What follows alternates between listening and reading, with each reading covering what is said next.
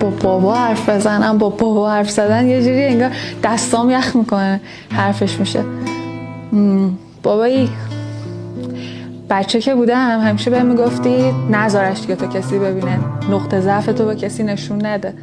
الان که بزرگ شدم دلم خواست انقدر باد راحت بودم، انقدر راحت میتونستم همه چی رو برات تعریف کنم که بهت بگم آدما چه بلایی سر دختر کوچولو تو بردن.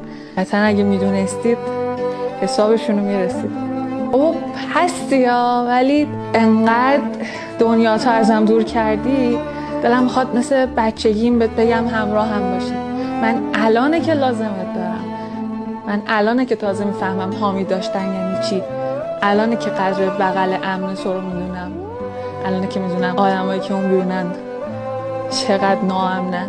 یادت بچه بودم میخوندم تاب تاب عباسی خدا منو نندازی، اگه منو بندازی بغل بابا بنداز.